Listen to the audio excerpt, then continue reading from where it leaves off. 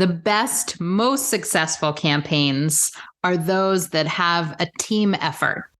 And you really should not be doing a campaign all by yourself.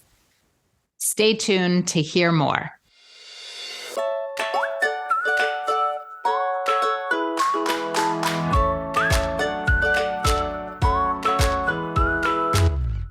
Welcome to All About Capital Campaigns, a podcast that provides fuel for your nonprofit's growth. Each week, Andrea Kihlstedt and Amy Eisenstein, co-founders of Capital Campaign Pro, provide practical tips about raising more money for your nonprofit organization. Here are your hosts, Amy and Andrea.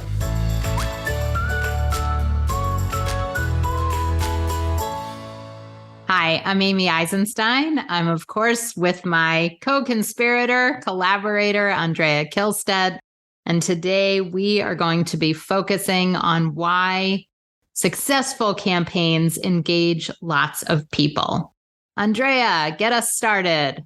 Oh, Amy, I'm so happy to be talking about this topic. As I think about why you shouldn't do it alone, I'm struck by how lonely it is. How lonely it is. If you're a development director or the head of development and your board says, well, go and do a capital campaign. And all of a sudden you're sitting at your desk and you've never done one before. And the goals are huge and high and everyone's looking to you to figure out how to do this and to make it succeed. And the idea of doing it alone, by yourself, on your own is honestly horrifying. That's the first thing that comes to my mind. It's like, this is too big a responsibility for any staff person, no matter how good or how responsible or how effective or how experienced you are. It's too much pressure for any one staff person to carry. It's true. I mean, fundraising is a lonely profession in and of itself.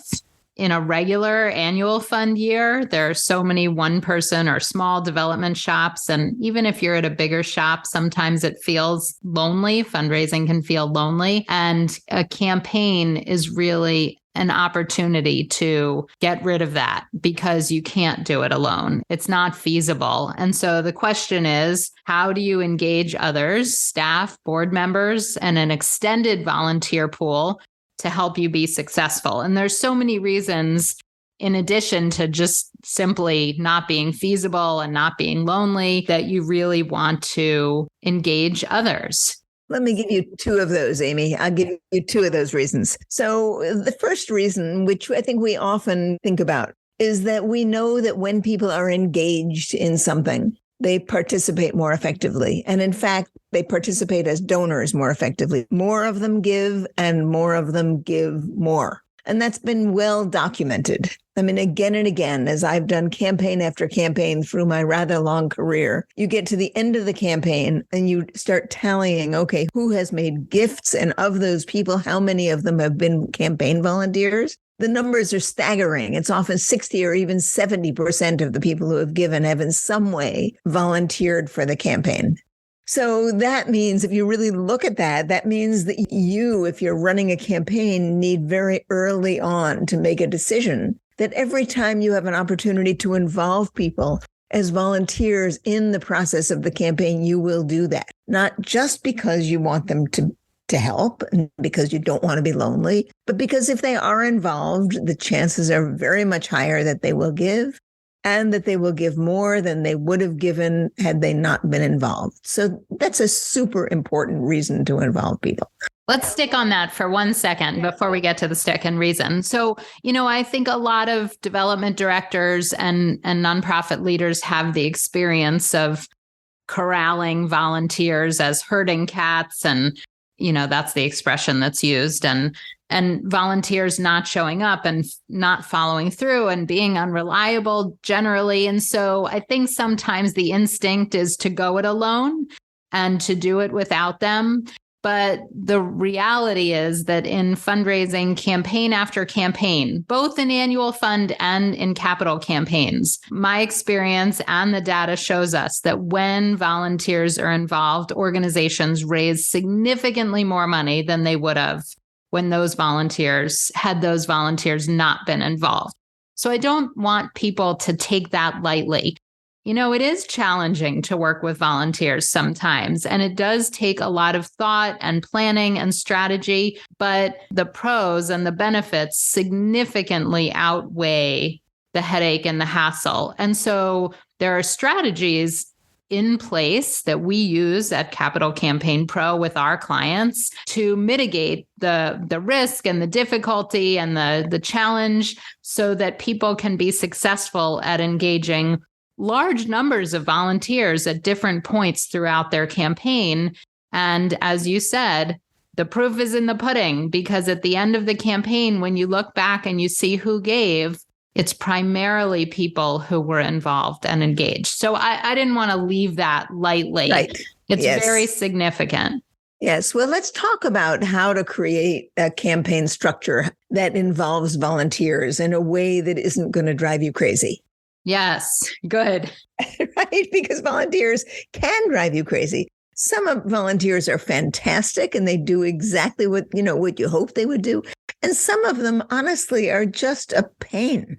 So we've devised a strategy that we think really works. And rather than just saying, well, you need one big campaign steering committee that's going to go from the beginning of the campaign to the end, we suggest that you have multiple campaign committees, ad hoc committees or work groups, whatever you want to call them. In fact, we think that at every phase of the campaign, you can put together a different work group, right? People who will help with the pre-campaign planning, people who will help with the feasibility study, people who will help with creating the campaign plan itself, people who will help with the quiet phase or the leadership phase of the campaign. Even people who will help design the campaign gala and kickoff. You have people who love to organize parties, right? And those are going to be different people from the people who will help with the leadership gift phase of your campaign. So the different phases of the campaign have different needs from people, and different volunteers will be involved. So you organize them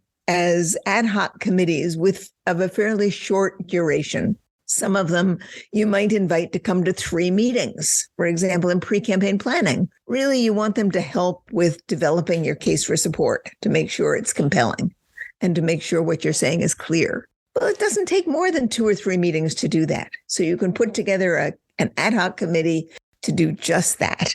You invite them in, they get the work done, you thank them very much, and you disband the committee. Now, here's the amazing part of that. Let's say you've had 6 people help you with that, and 3 of them are fantastic volunteers. They read what you want them to read. They participate in a constructive way in the meetings, right? They show up. They do what they say they're going to do. They are just quintessentially perfect volunteers. And then of the other 3, 1 is a no-show, simply never shows up. And 2 of them are disruptive. They either haven't done the homework, they haven't read the stuff, so they can't talk about it well, or they have strong opinions and won't let them go, or they dominate the meeting, right? Or they're hard to manage. I mean, this happens when you deal with volunteers. So you figure out how to deal with them, but at the end of those 3 meetings, you disband the committee, and guess what? They're gone. Right. You thank them for their participation, and you don't need to invite them back. I mean, the way you've designed the structure, the committee structure, the subcommittee structure, the task force, the working group structure, whatever you want to call it at your organization, that's how we coach our clients at Capital Campaign Pro. And the benefit of that, of course, is that you don't have these disruptive or difficult volunteers for 3 years on your campaign committee, but they've served, you've thanked them, you've released them. And of course, the 3 wonderful volunteers you invite to serve on the next task force or subcommittee. And it's a wonderful structure to keep the really productive volunteers throughout the campaign. But of course, you're only asking for short commitments. If you ask wonderful, busy people for a 3-year commitment, many of them may say no. But if you ask them for a 2-month commitment or a 3-meeting commitment or for help with a small part of the campaign, they're much more likely to say yes. And then, of course, once they're involved and engaged, hopefully they'll stay involved and engaged. I have something funny to add to that, which is that, we think about that with regard to capital campaigns, but we also do something similar in our private lives, or my husband and I do anyway. We like to have dinner parties. And it's always interesting and fun. And we always try to invite a couple that we don't know particularly well, where we like to expand our circle. And I tell you, if we invite people we don't know very well and they come and they get drunk, or they take over the whole party, or they won't stop talking about themselves, or they're, whatever they do that's bad, we simply don't invite them back again. Right. It's the same strategy. And we do it with our social, or we can do it with our social lives, but we can also do it with the capital campaign. It just makes sense. Right. No, that makes good sense. Okay. So we talked about engaging volunteers, and we started with the idea that engagement leads to bigger gifts, which of course we know it does. But there's something else very important happening. The expression, the means to the ends is maybe bigger campaign gifts, but there's something brilliant that happens along the way. So let's talk about what the other really important reason to involve volunteers in your campaign is. Right. And here's what it is. As brilliant as you may be, right, and as good at your job as you may be, you only have one perspective. All of us only have one perspective. We try to broaden out, but we often get stuck. When we bring other people in, it enables us to think differently. It enables us to see and hear other people's perspectives. It enables us to wrangle and wrestle with ideas and ways to do things. And out of those conversations, you often get a far better product. Because it's not just you stuck in your viewpoint, right? You are forced to open up your viewpoint to hear others. And that's worth a ton. You don't even know how narrow any one of us, not just you listening, Amy and me, all of us, we're stuck in our own viewpoints. So if we invite other people in and invite them in specifically for constructive conversations about a particular topic or piece of work, the result of that work will end up much stronger and much more powerful, and will stand us in good stead for the entire campaign, because our campaign then will be a reflection, not just of our views, but of a whole bunch of different views. So let me give you two quick examples of that. So one, of course, is if you're fortunate enough to have volunteers who have been actively engaged in other campaigns, you are going to get wonderful advice, recommendations, suggestions, and learning from them.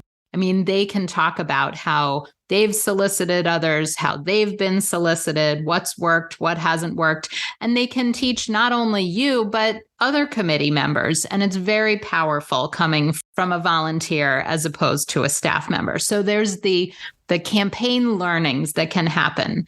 But another example, very frequent example that we run into when an organization is looking for property, as they often are for a capital campaign, they're looking to buy land, to renovate a building, and maybe they're not having success bringing in people in the community who are aware of real estate holdings or sales or things. I mean, there's concrete, tangible expertise that volunteers can lend to a campaign that you don't necessarily have on your team.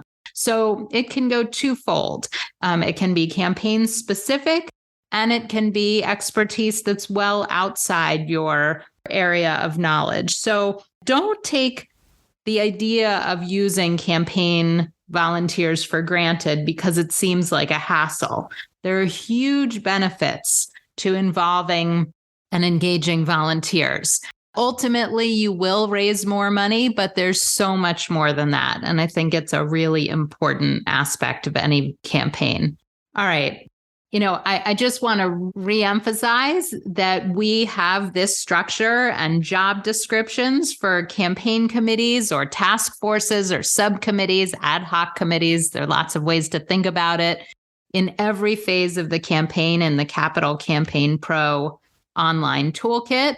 So if we've piqued your curiosity today, I hope that you will come on over to the Capital Campaign Pro website and explore what we have to offer and how we can help support you through a campaign. Thank you so much for joining us, and we'll see you next time.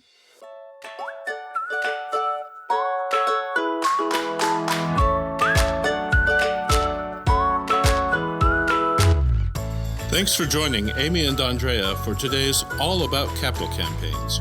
To learn more about them and their work together, visit capitalcampaignpro.com. And please subscribe, rate, and review us on your favorite podcasting platform. Thank you.